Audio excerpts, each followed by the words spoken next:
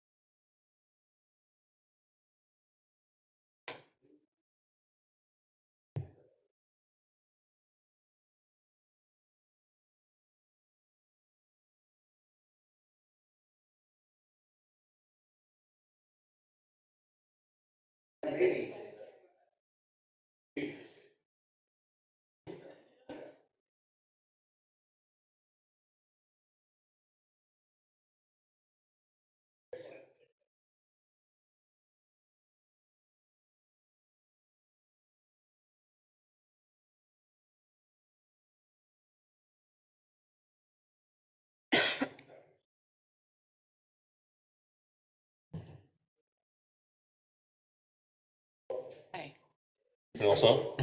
do believe so. 47 Yeah, It's okay. okay, no big deal. Okay, thanks, Pat. Thank you. We'll call the meeting to order. Nikki, please note the roll. Is there any public comment? Any emails? No. Seeing none, we're going to move on to the consent agenda items. First is going to be the minutes of the regular meeting of the Board of Directors held on September 6th of 2023. The closed session of the Board of Directors held on September 6th of 2023. The joint workshop of the City Council and the Board of Directors held on September 11th of 2023. Also, the regular meeting of the Michigan South Central Power Agency Board of Commissioners held on August 3rd of 2023. Also included is departmental reports, the Board of Public Utilities operation reports and financial statements for August of 2023, the bills and accounts for period ending of September 30th of 2023, the power supply cost projections, and also the Public Utilities Week proclamation. Any questions on any of those items? No. Seeing none, we'll need a motion. Motion. Support. Got a motion support? All in favor, say aye. Aye. Any opposed, say nay. Thank you. Motion passes. Next is we're gonna bring up Bob Worley. Give us a download of what happened with the internet for one thing. We're all interested. Put me in the hot seat. Well, you know, someone's gotta be there, and I'd rather it be you. I know you probably heard about it like I did at home, so. Okay. Yesterday, 12:25 PM, we had a short outage that lasted approximately 8 minutes. When I arrived out at the J Street Hub building, discovered that one of our backup power supplies, it looked like it was in test mode, which the battery had just been replaced, and we wrote it off at that. Due to that power bump, one of our servers started taking errors that it could not recover from, and they multiplied up until 8:01 last night, and that's when the server collapsed. While that server does have backups, they both caught the same power bump, and there's 3 total. 2 of them were telling the third one that it was wrong.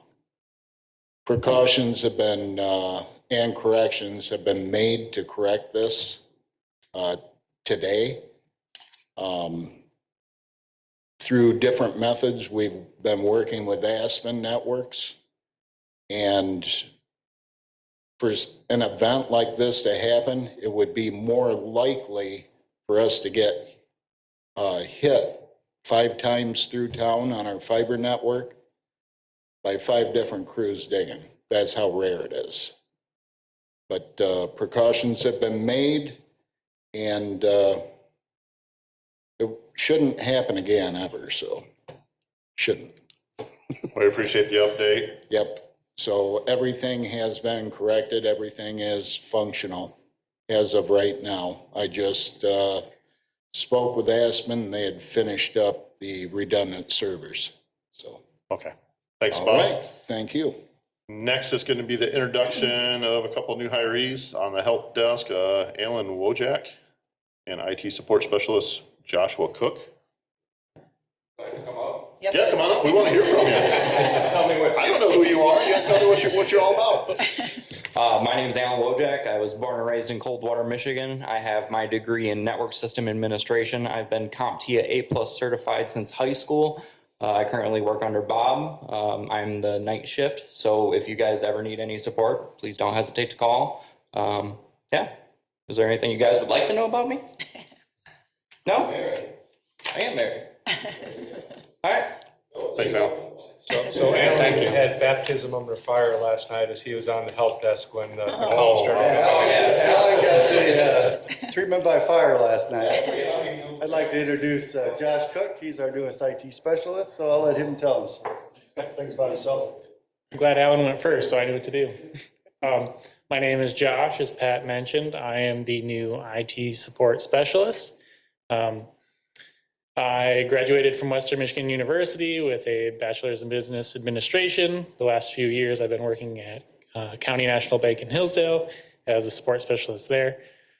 During that time, I got my CompTIA A+ as well and my Network Plus.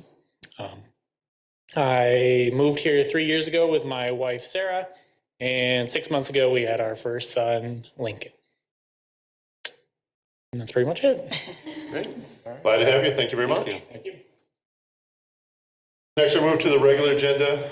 First is going to be the Department of Community Engagement, upcoming initiatives. Abby, it's in your hands.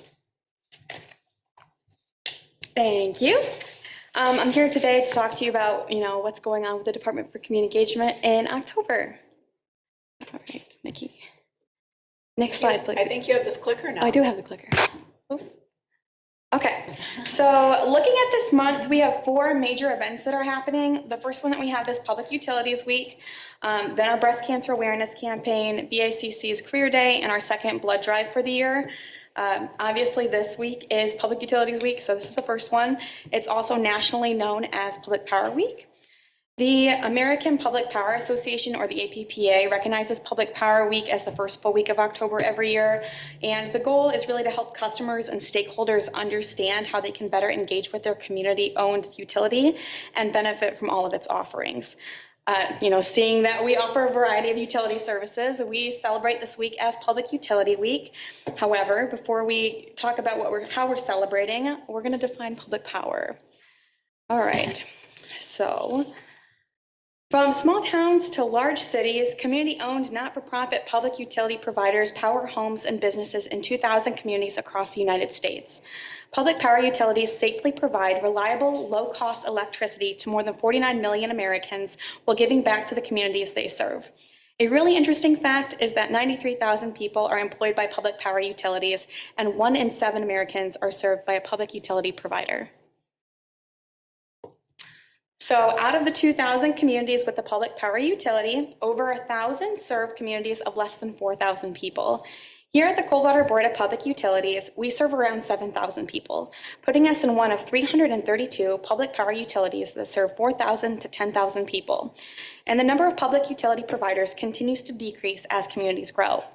However, whether you live in a big city or a small community, all public power providers focus on local control, low rates, high reliability, and giving back to the community. These things transfer into the benefits of being a public utility. Public utilities allow customers to do 4 things: save money, save energy, positively impact the community, and have a voice in decisions. Public utility customers pay an average of $160 less per year than corporate utility customers, and we estimate that our customers are saving even more than that. And because our public utility isn't motivated by profits to sell more power, we want our customers to reduce their utility usage in general. We actively promote energy efficiency. No matter what, our community benefits from having a public utility provider. We give back to our community, and communities receive more than $2 billion annually because of investments from public power. We'll discuss the monetary donations that the CBPU has given later in this process.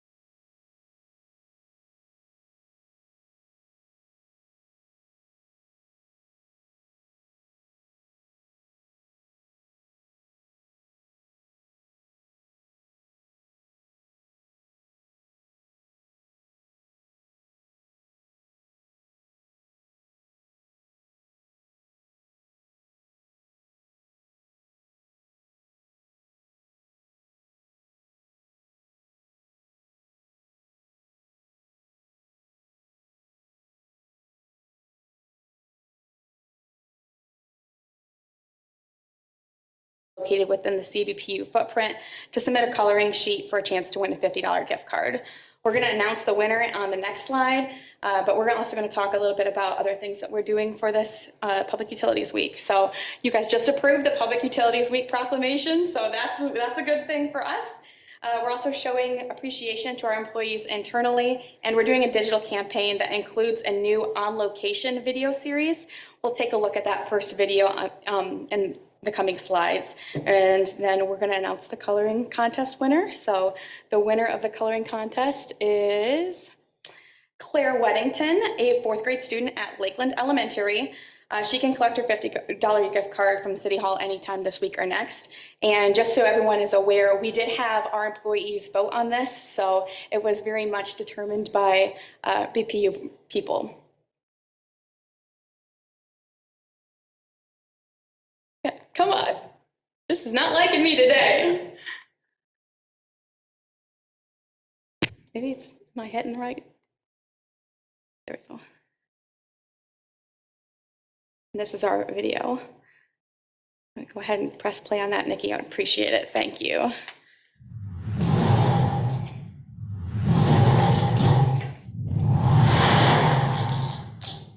And it's not. Hi, my name is Greg Figueroa. I work for the City of Coldwater as a substation technician. Today we're at a substation on the corner of Michigan and State Street. Behind me is the high voltage power lines that come into the substation. And C is the transformer. So what happens is the high voltage comes in the transformer, steps it down to low voltage, then it comes into the substation. From inside the substation, we can distribute the power between Marshall Street, 5th Street, Michigan Street, or Northwest Alley, and we can just distribute the power between wherever we need.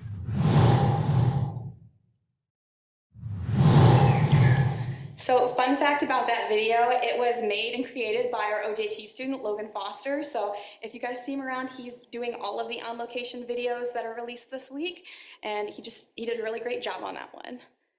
All right, so then let's go to the next. Thanks, Nikki. All right, so the second initiative we're running throughout the month of October is our breast cancer awareness campaign. We're doing this campaign now because October has been celebrated as Breast Cancer Awareness Month since 1985. Its goal is to educate on preventative care, raise funds, address treatment options, and promote research toward a cure. With this in mind, the CBPU is sponsoring a fundraising competition between MSCPA communities, including the City of Coldwater, Marshall, Hillsdale, and the Village of Clinton. The winner of the challenge will be given the first Pink Ribbon Award sponsored by the CBPU, which recognizes the community that raises the most money for breast cancer. We decided to sponsor a fundraising competition so that we can raise awareness for a good cause, foster collaboration between MSCPA communities, and formally kick off Public Utilities Week, as well as just engage with our community. Thanks, Nikki. All donations collected during the MSCPA fundraising competition will be given to the Susan G. Komen organization. The Susan G. Komen organization was started after its founder, Nancy G. Brinker, promised her dying sister, Susan, that she would do everything in her power to end breast cancer. We chose to give the Susan G. Komen organization because it is the only organization that addresses breast cancer on multiple fronts, such as research, community health, global outreach, and public policy initiatives in order to make the biggest impact against the disease. So here are some dates that you should know. Throughout the month of October, the CBPU and the City of Coldwater will be giving pink ribbons out to those who donate. That's the pink ribbon on the slide. They can write their name on it, or they can recognize someone that has fought breast cancer. These ribbons are being displayed in the Henry L. Brown Municipal Building and in the Dr. Robert W. Brown Recreation Center, as well as other CBPU locations like the water treatment plant. You can make a donation and get a ribbon at both locations, and community members can also donate online at the Susan G. Komen organization's website, komen.org. Pink ribbon sales officially started on October 1st and will close on October 31st. Additionally, the city and the CBPU will celebrate Pink Fridays throughout the month of October. Office staff will be wearing pink shirts on these days. Throughout the rest of the month, you may also see staff wearing pink ribbon lapels like Paul has on tonight and I have on, or pink hard hats to raise awareness. Furthermore, the CBPU will be putting out weekly updates on the funds collected in each participating community. These numbers are due on Fridays from the communities, and the public can see how much their community has currently raised by going to coldwater.org. That'll be on the Department for Community Engagement's webpage. So then the other events that we have in October, I'm just going to touch on briefly. We have the BACC Career Day coming up, which is only open to 9th grade students, and we have our blood drive on October 23rd. The blood drive is open to the public, but it's primarily promoted internally. We don't really encourage people unless they want to go to American Red Cross's webpage and look at it. It's from 10 a.m. to 4 p.m. And then we're going to go on to the next one. All right, so then finally I'm going to wrap it up with the year so far, looking at 2023 by the numbers. So far, the CBPU has given over $17,500 to local organizations and events. We've supported 20 organizations, whether that's monetarily or by giving in-kind support, answered 3 mutual aid calls that I'm aware of, and attended or organized 18 events. The organization as a whole has also won 5 awards this year, including the 2022 Business of the Year Award from the Coldwater Chamber of Commerce, an Excellence in Reliability for 2022 award from the American Public Power Association, a Safety Award of Excellence for 2022 from APPA, and last week we are awarded the Innovation Award and Public Power Promotion Award from American Municipal Power. And I'm going to let Andrew talk a little bit about that later, so I won't touch on it too much. We also got an honorable mention at that conference. All right, so at this time, if you have any questions, I know there was a lot of information to cover. We have a lot of fun things planned for October and going forward. You're doing a great job, Abby. We really appreciate it. Thank you. I like doing things for our community, so it works out. I can tell you get a little excited. I know, it's really fascinating too. Next on the agenda is the Public Act 152 opt-out. Turn over to you, Mr. Director. Thank you, Mr. President. So Public Act 152 was established in 2001 to help public entities provide health insurance and make sure that we're providing health insurance to our employees. There were 3 options put together when this act was done: an 80-20 split, a hard cap, and an opt-out provision for local governments. Since the passage of the legislation, the city and the CBPU have been able to significantly reduce healthcare costs through the joining of the pool, as well as some other options that we've done. For calendar year 2024, the city received our Blue Cross Blue Shield health insurance rates and calculated the employee premiums and looked at the contributions to the healthcare savings or the health savings accounts under this. A lot of this is based on a mix of single, 2-person, and family plans, as well as different healthcare options that we have. Anytime that an employee gets married, divorced, has a child, or pretty much any time that there is a life change event, they're able to change their health insurance. And a lot of times what you run into is as they change these health insurance, you may run into where it throws us over the hard cap if we choose that option. So as a precautionary measure, a lot of people will go ahead and calculate their health insurance based on the hard cap, but then also opt out of the act just to make sure that they stay within the range of what they really need to do. So as in the past of what we have done, we're asking you to adopt the resolution to opt out of the PA 152 and then forward it on to the City Council for their final approval. I'd be happy to answer any questions that you may have. This is just a routine thing that we do every year just to make sure that we are in compliance with what the state requires. Any questions for the director? No. Need a motion? Motion to opt out. Thank you, John. Support. Terry's got support. All in favor, say aye. Aye. Any opposed, say nay. Motion passes. We are opted out of 152. Next on the agenda is the polyphase meter replacement. John Springhall. Yeah, good evening, President Stevens, members of the board. So in front of you have the memo regarding polyphase meter replacements. A little background on this. Itron is the sole proprietary provider for our three-phase polyphase meters of our AMI system. Recently, they have announced that they will no longer be supporting the Sentinel meters. We typically have Centron meters in residential applications. The Sentinels were put into the three-phase applications. With the support not going to be there any longer, they are producing a Centron CP3 meter. That particular meter has all the bells and whistles that we require to capture what we need for a polyphase setup. And they're currently in production. So by way of attrition, we're going to be replacing approximately 650 meters as they fail. But to get us prepared for the end of life, we would like to purchase an additional 90 meters of these Centron meters at a cost of $53,734.50. Lead time on those are 16 to 20 weeks. So this, we think if we get them ordered now, we'll be in good position to keep our meters in stock and functioning properly for when we have to send that bill out in the mail. So we are requesting that. If you have any questions, I'd be more than happy to answer them. How old's the current meters we have out there?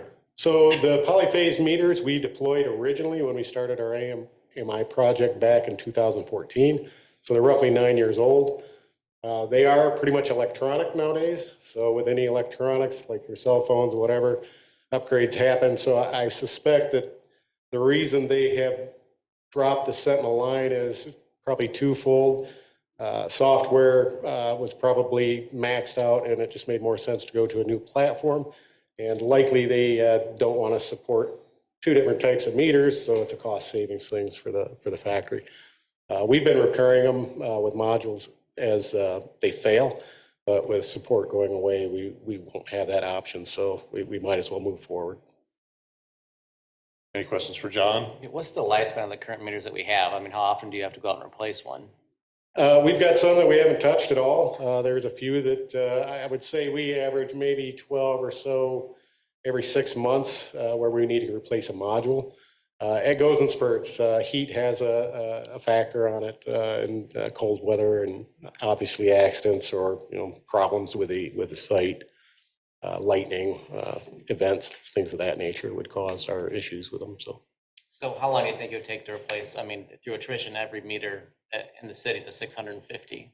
It could take up to 5 to 10 years. In that 5 to 10 years, are they going to have a new one come out and you have to buy all new ones in 5 to 10 years? It could, but with them no longer supporting, we'll still have them operating in the system. It's just when they fail, that's when we'll need to go to that new platform of whatever they have available. So, but yeah, it's hard to put the crystal ball out there and say, yeah, this thing's going to last 15 years. With electronics, typically you see it's like a boat. Everything's working great, and then all of a sudden you start seeing the failures. So we could have that happen and end up replacing it quicker than the 5-year projection, but that's just a guess. Time will tell. Anything else for John? What's the desire of the board? I'll make a motion to purchase the needed meters. Thank you, Scott. Support. Support by Travis. All in favor, say aye. Aye. Aye. Any opposed, say nay. Motion is passed. Thanks, John. Next on the agenda is the rules, regulation, rates, and I will turn this over to Mr. Director. Thank you, President Stevens, members of the board. So on September 11th, we had a joint workshop with the City Council to go over some of the recommended changes for the rules, rates, and regs. This document has not been completely reviewed since 2015. We also in here, just to make sure everyone's aware that on a yearly basis, we do review all the rates with our rate consultant. And if the rate consultant recommends a rate increase, then we bring it to the board as well as the city council for their approval. Right now, we are not changing any of the rates that have been previously approved. I do want to make one clarification because this was pointed out to me that there is one section in there that has changed a little bit. It is under a rate. It's an LPRT rate, and that is a low profile real-time metering service rate. And that was actually lowered. It's basically just a monthly cost if someone wants to be able to utilize the meter data inside their facilities. So we looked at it as a service fee, but is actually classified as a rate. So that's the only change. That's the only rate in the entire section that changes on the rate side of it. Everything else is pretty much the same. A lot of it, I'll just go through this. We reformatted the document to make sure it's more in our standard form. The service fees were updated. That was just to make sure that they're more in line with what our true costs are for providing that service. We updated everything for regulatory compliance reasons. We added a section on the resale of water. We also made a provision in there if anyone wanted to use alternate materials on the water service side. There's an approval process for that, but we made sure that that was in there. We also changed all the flat fees that we had in the past to an aid in construction. So basically what that means is that we would provide an estimate to the customer, make a determination of would we get adequate payback, which is typically a 4-year payback on their usage. If not, we would ask them to provide a fee for the infrastructure improvements for that. The flat fees based on the price of everything is no longer acceptable in the industry. So like I said, after a comprehensive review, we went through all this, presented it in detail to the city council and to this board as well on September 11th. We're looking at a change date to go into effect January 1st. And if with your approval, we'd go ahead and bring this to city council for their final approval. Because this is a document that needs an ordinance change, it will have to go through 2 readings with the city council. So, but that's on the city council side of that as well. Where we don't see any reasons why they would not approve it moving forward. Like I said, we're looking at a January 1st date. And one of the things we're probably going to be looking at, or not probably, we're going to be looking at is reviewing this probably every 3 to 5 years so that we're not sitting here almost 10 years later and having to make major revisions to this, make minor revisions as we move forward. And with that, I'd be happy to answer any questions that you may have on this. I do want to just say one thing. I did talk to Kathy today because this was such a thorough review of this document, and the ordinance is going to be very time consuming. We're hoping it'll take to go to the city council Monday, but we don't expect it to. So it might have to go on to the next one, just letting you know as well. So But with a January 1st we're still hoping implementation date, we should if we hopefully can get 2 in before that, yes. Any questions? If not, I need a motion on what you guys want to do. Motion to approve the revision, rules, rate, regulation, and rates revision. Thank you, John. Support by Scott. All in favor, say aye. Aye. Any opposed, say nay. Motion is passed. Next is public comment. Seeing none, we're going to move on to new business. I'll turn it over to the director for the director's report. Thank you, Mr. President. So first, we'll start off with the power cost adjustment, which should be a great look at when you see that there. So for the month, or for this month, is 0.00645 on the primaries, and on the secondaries, 0.00664. Looking at the long-term gas projections, they're holding in the mid to low $3 range, which is hopefully a good thing, but as we all know, that can change tomorrow. On the personnel side, you guys had met Josh Cook, our new IT support specialist. I'm not going to read this because he's already read it all and went through it all. He started with us on September 18th. A couple sad notes here. Corey Brewer has resigned as a journeyman lineman effective September 22nd. We want to wish Corey all the best in his future endeavors. We're also looking at hiring or rehiring this position as quickly as possible. In addition to that, Amanda Miller has resigned her position as Assistant Finance Director effective September 29th.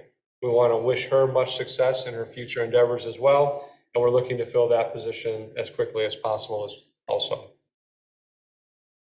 And I don't see Brian Massey here, so we're going to go with Brian Musselman just to go a little bit over something that is under my spending authority, but felt that it'd be a good idea for you guys to hear it regarding why we're doing this project. Good evening. So as you can see in the photos, over the years, the freeze and thaw around this fencing has caused it to push the concrete out of the ground. There's quite a big gap underneath, and with the apartment complex being built basically around the water tower, we felt it was necessary to fix this problem to keep people out. Highly clayed soil up there, the water never drains, and they don't recommend that we install fence this way.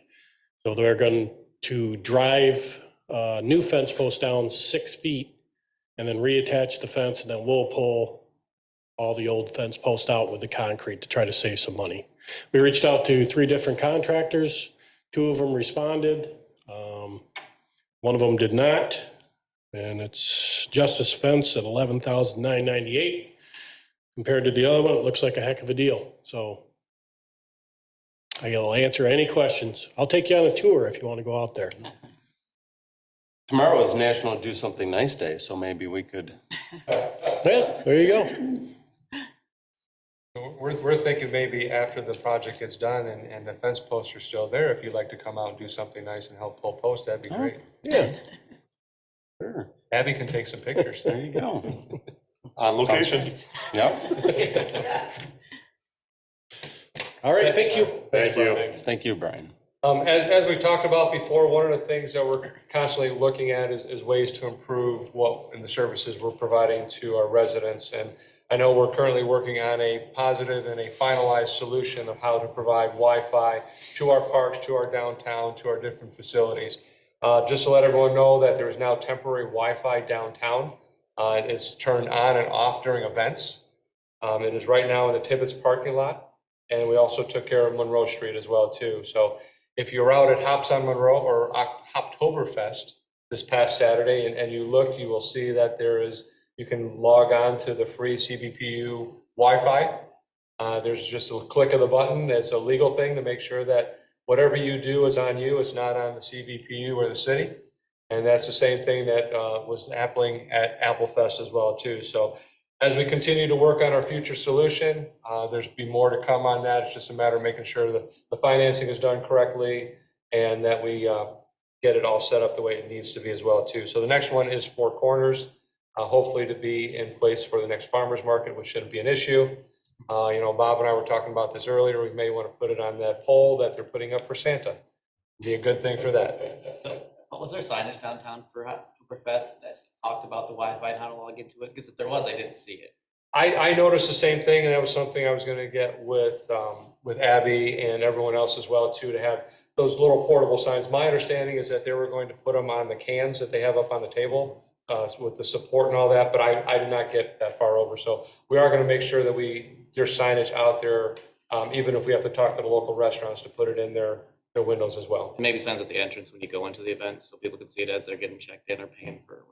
Exactly. Yeah, we're going to make sure that people know that this is available. We're also going to make sure for next year for Strawberry Fest that it's well known, all the vendors know about it, maybe even put something on each of their tables so that they know that there's Wi-Fi available for them. The city's annual Haunted Forest is this coming next weekend, October 13th and 14th at Rotary Park. The less scary version will be held each night between 5 p.m. and 7:30 p.m. And the full scarier version will be held 7:30 to 9 p.m. The cost of that is $5 per person. Also, you have a couple of thank yous. There's actually congratulations to the CBPU from the ERA. I'm not sure what ERA stands for. I was thinking it was the EPA, but it says ERA, for participating in the successful evaluation of DMR QA 43, which is a testing procedure in the plant. So kudos to them. And also a thank you to Harold and myself for presenting at the Branch County Realtors Association describing more of what CBPU does. They saw the value of the city presentation, as well as got the Hazard Hamlet presentation on electrical safety. And that is my report. I'd be happy to answer any questions you may have.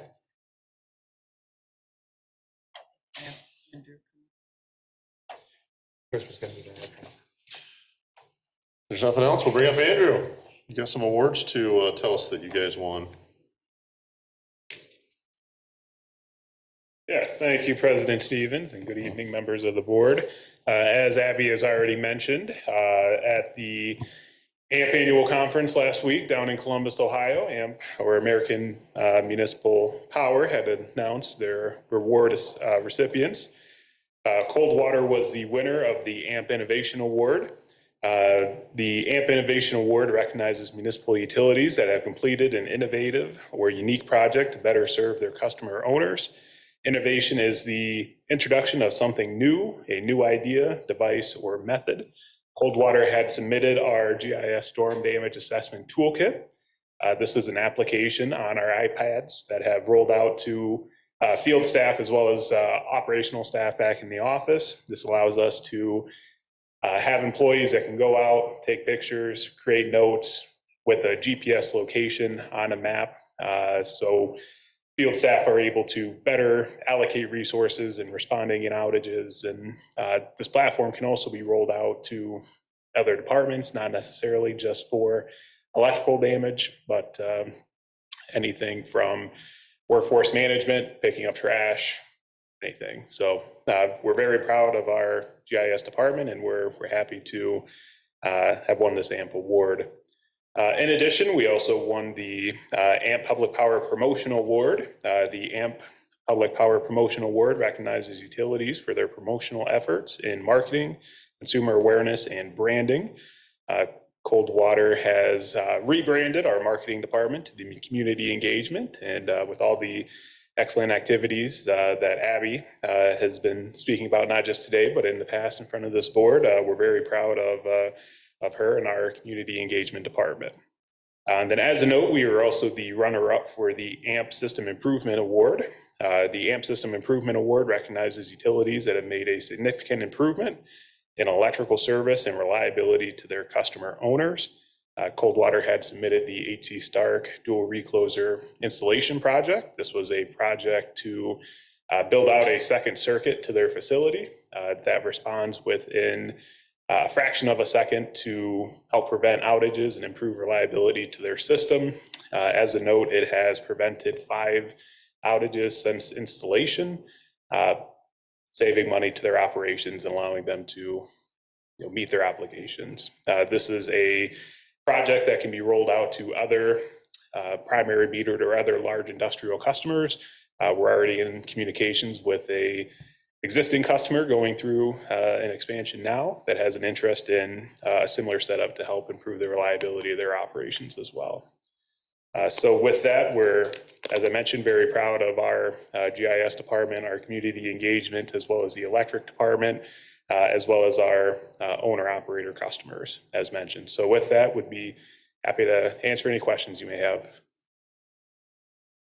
Yeah, great job. Each outing at Stark is, I think it's roughly $50,000 to restart the furnaces. Some have to be scrapped, so it's over $250,000 just from that setup we have. So yeah, it's been working great. The cost of the reclosers was $100,000, so has already paid for itself. Yeah. Congrats. Thank you. Okay, any other questions for him? No. Thank you, appreciate it. Everybody. The date of the next meeting? Wednesday, November 1st, Is that gonna work for everybody? Sure. for right now anyway. Right. We'll pencil you in. Okay, right. You just pencil us in, John.